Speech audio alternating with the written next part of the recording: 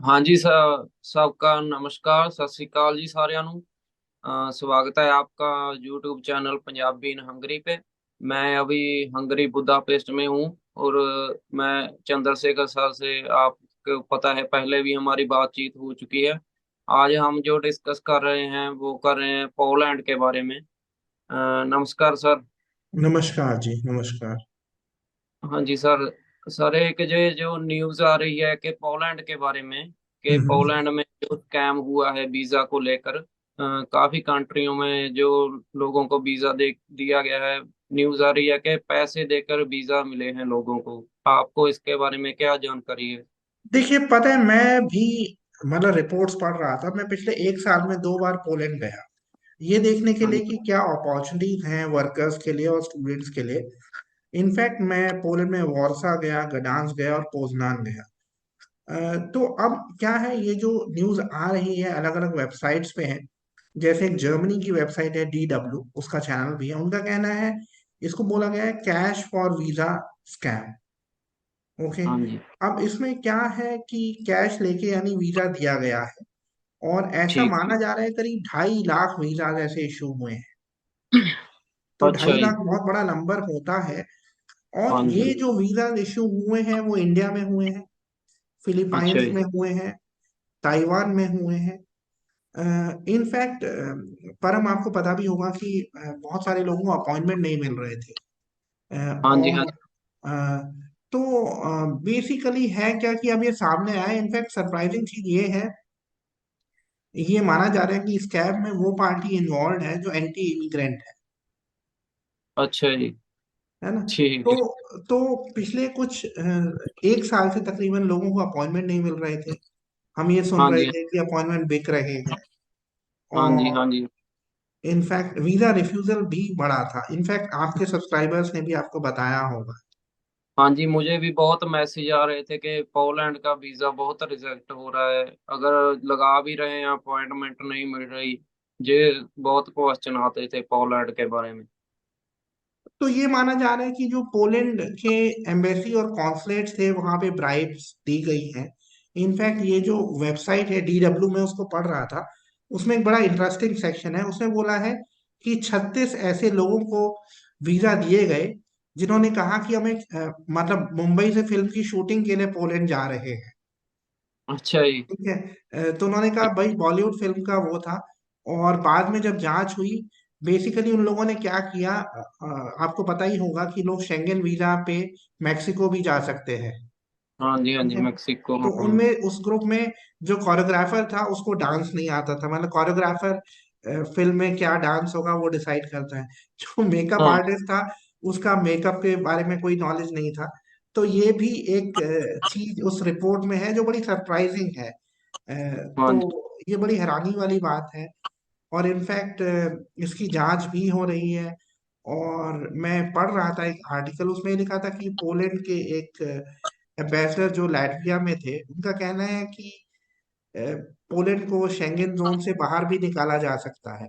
In fact अच्छा। देखिए, हम एक चीज समझे परम, कि यूरोपियन यूनियन में सबसे पावरफुल 2 कंट्रीज हैं, जर्मनी और हाँ जी। हाँ फ्रांस। जी। तो जर्मनी में जो पोलैंड के एम्बेसडर हैं उनको समन भी किया गया है। तो अच्छा जी। मुझे लगता है कि ये बहुत अच्छी सिचुएशन नहीं है। इनफैक्ट पोलैंड में इलेक्शंस भी हैं अक्टूबर के महीने में। ठीक है जी। हाँ जी, आगे महीने में। तो सर ये जो पकड़े जाते हैं, अगर जो अब आ गए हैं, मान लो पोलैंड में आ गए हैं, अगर उन लोगों पे भी कोई एक्शन आ सकता है, जैसे कोई स्टडी कर रहा है या वर्क कर रहा है, अगर उनमें से बेसिकली होगा कोई। देखिए, पता है क्या है, ये प्रूव करना कि किस किस ने, क्योंकि 2.5 लाख बड़ी संख्या है जैसे मीडिया हाँ रिपोर्ट्स जी। है। तो मुझे लगता नहीं है कि हर एक को पकड़ना आसान है। ठीक है। हाँ जी। क्योंकि देखिए ऐसा है, भले ही उन्होंने पैसे दिए हों लेकिन वीजा तो उनके जेन्युइन थे, तभी उन्होंने वीजा। शेंगेन जोन में एंटर किया।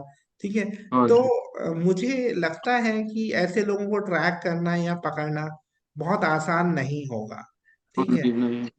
और इसमें इसमें बेसिकली मतलब इनफैक्ट गवर्नमेंट ऑफिशियल्स इन्वॉल्व रहे होंगे तभी ऐसा हो पाया है। हाँ जी। और हम इनफैक्ट बस। इंडिया से लोग पैसे देने को तैयार हैं, इंडिया से, पाकिस्तान से, हम्म। नेपाल से, हम्म। फिलीपाइन से।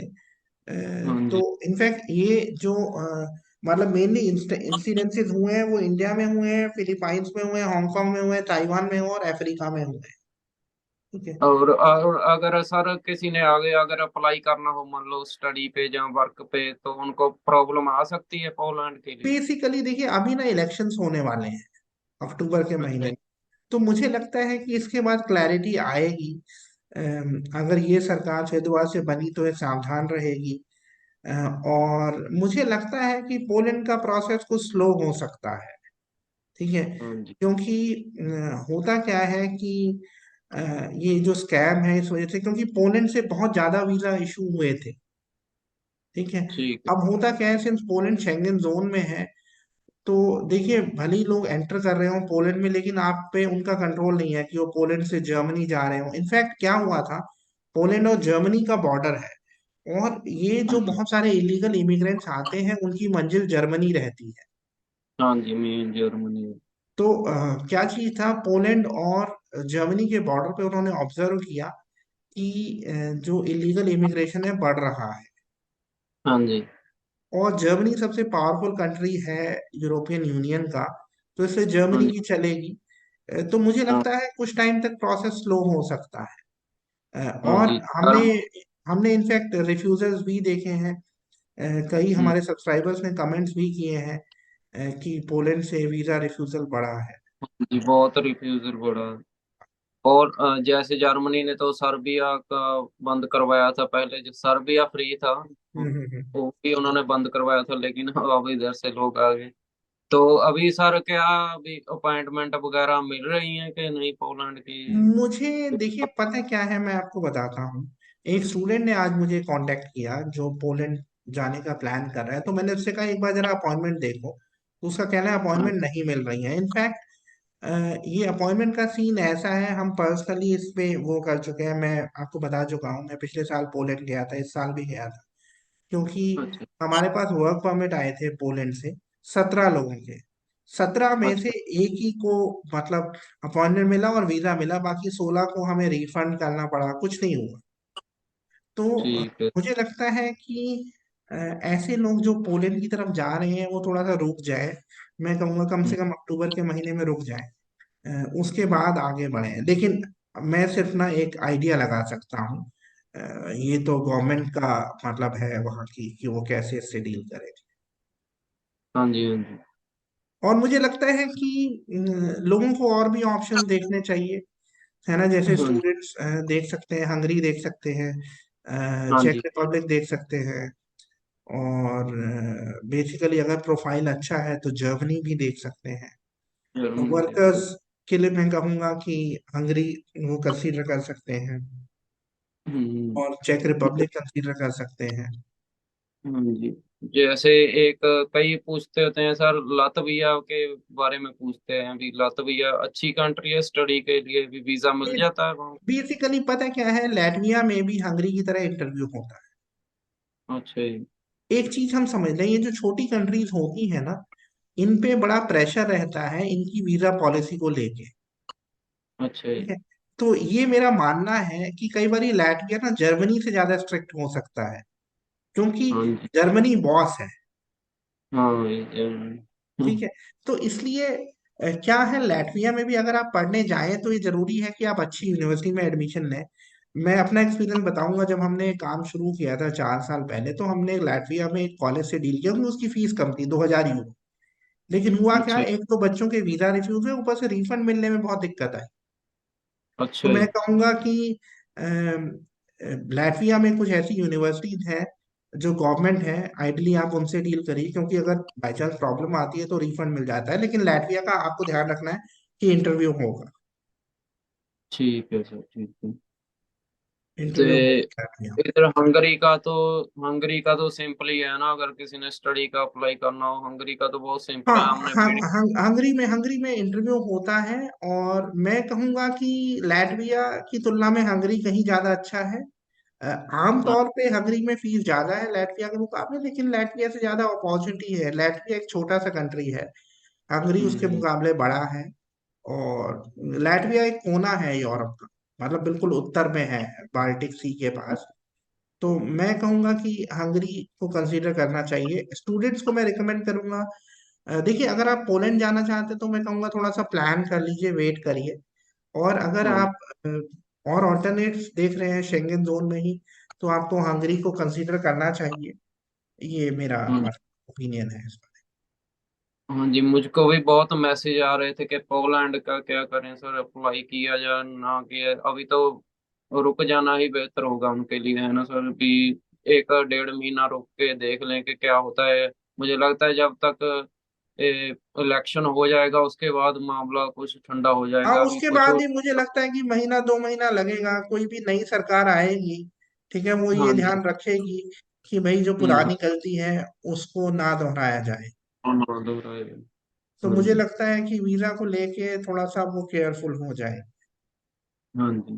क्योंकि बॉर्डर पे भी थोड़ी अभी सख्ताई होगी, जो हाँ, लोग पोलैंड आना चाहते हैं आगे। हाँ देखिए अगर आपके यहाँ वीजा है तो कोई दिक्कत नहीं होगी, लेकिन अगर आप अनडॉक्यूमेंटेड हैं तो आपको मतलब बच के रहना चाहिए। बस के रहना चाहिए। ये चीज है।